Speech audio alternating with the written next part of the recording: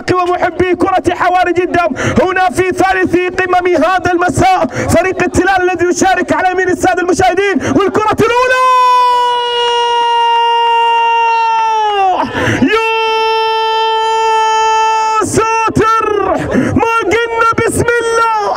يفتتحونها الكواسر بهدف عالمي وبمثالية كبيرة. البداية هي الكبرى من لاعبي فريق الكواسر، يضيفون أول أهداف المباراة كأسرع هدف في هذه البطولة. ما اللي تظهر من جانب التلال، هذه كرة سريعة راحت لفريق طبعا الكواسر، والتسديدة حارس المرمى يبعدها، تعود من جديد للكواسر من اليسار. محاولة مرة أخرى أقرب لدفاعات التلال، تنفيها طبعا لحرص يتفقون على أن النجاح يحتاج إلى يد واحدة، إلى تجمع رياضي كبير. هذا ما يحدث، هذا ما ربما تفعل رابطة جدة من تنظيمات، من تلبية الاحتياجات. هذه كرة للتلال خطيرة، هذه خطيرة للتعديل خطيرة، ولكن الطيب يخرج من مرماه. يوم وحيد ووصيف وحيد، وبينما نحن الآن في أدوار نهائية كبيرة. راحت اللعبة للتلال من الناحية اليمنى، نشاهد التمريرة من الكرة العرضية. سلام الله الله الله الله، قلنا لك قمة كبيرة مباراة كبيرة. هدفين في شوط أول، البداية اللي جاءت من الكواسر. الأهلي كذلك حقق اليوم فوز كبير على فريق طبعا أحد بخماسية مقابل هدف واحد. السوبر هاتريك اللي سجل طبعا جلاليني لصالح فريق الأهلي، وبينما أيضا ظهور كبير كان بين نجم صالح فريق الكواسر بن ماضي يلعب كرة عالية طويلة. هنا المحاولة الرأسية، الله على المدافع خلصها، ولكن راحت إلى ضرب زاوية. هنا المحاولة الرأسية تبعد اللقطة الماضية، هذه خطورة رأسية الكواسر.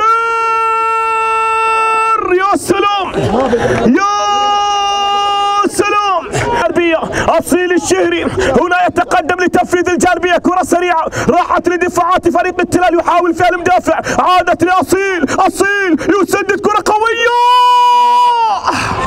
يا جمال أقدامك يا شهري. أحداث ما زلنا ننتظر التغييرات اللي قد تحدث من جانب الطرفين.